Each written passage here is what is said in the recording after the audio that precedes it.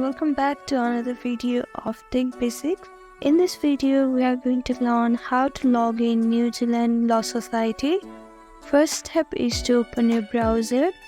Here I am using Google Chrome. You can use any of your browser. Now after opening your browser, click on the search bar and type in NZLS Lawyer.